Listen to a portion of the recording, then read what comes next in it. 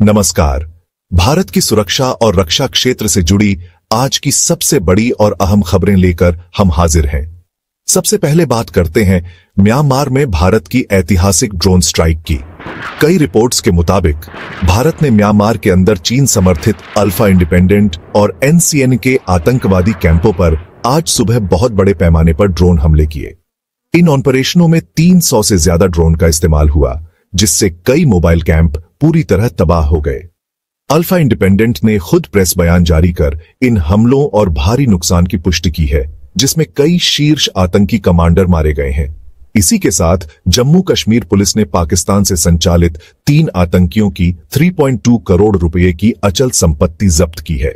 अब बात रक्षा उद्योग की। टीटीओ एडवांस्ड सिस्टम्स ने अपनी वेबसाइट से अमेरिकी F-21 फाइटर जेट से जुड़ी सारी जानकारी हटा दी है।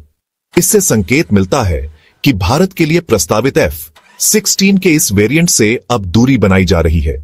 इसी कंपनी ने एक नया मेले यूएवी प्रोटोटाइप भी पेश किया है, जिसमें नोज माउंटेड प्रोपेलर, हल्का एयरफ्रेम और ट्विन लैंडिंग गियर की खूबियां हैं। S-400 एयर डिफेंस सिस्टम को लेकर भी भारत में हलचल है। भारत न सिर्फ S-400 की और यूनिट्स खरीदने में रुचि दिखा रहा है, बल्कि देश में ही S-400 के मेंटेनेंस, रिपेयर और ओवरहॉल की सुविधा भी स्थापित कर रहा है।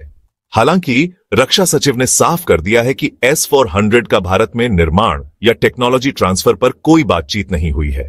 इसी बीच DRDO के 130 kN जेट इंजन प्रोजेक्ट के लिए रोल्स रॉयस और सफरान के बीच मुकाबला चल रहा है। रोल्स रॉयस फिलहाल सबसे आगे है, क्योंकि वह वेरिएबल साइकिल इंजन टेक्नोलॉजी के साथ भारत को पूरे बौद्धिक संपदा अधिकार देने का प्रस्ताव दे रहा है। प्रधानमंत्री मोदी की आगामी यूके यात्रा से इस डील को तेजी मिल सकती है।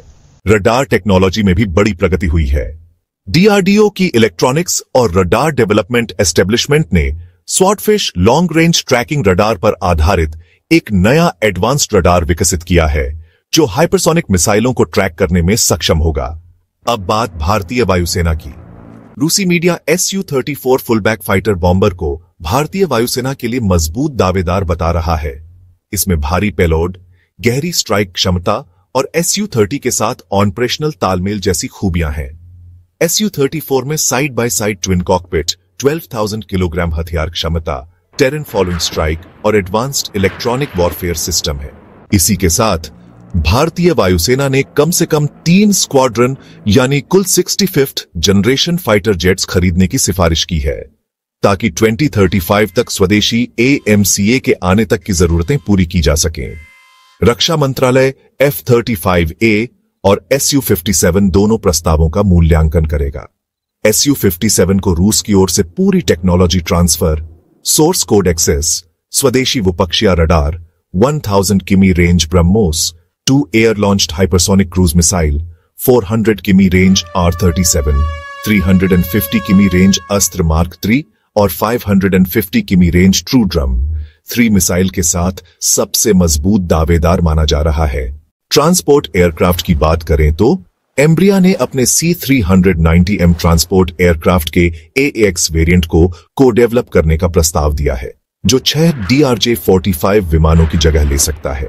C-390M का बड़ा एयरफ्रेम भारी रडार, 360 डिग्री कवरेज, ड्रोन और डायरेक्टेड एनर्जी वेपन इंटीग्रेशन के लिए उपयुक्त है।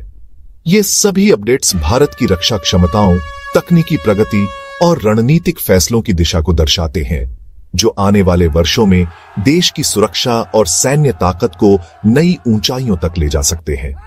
ऐसी ही और ताजा डिफेंस न्यूज के लिए चैनल को लाइक और सब्सक्राइब जरूर करें। धन्यवाद।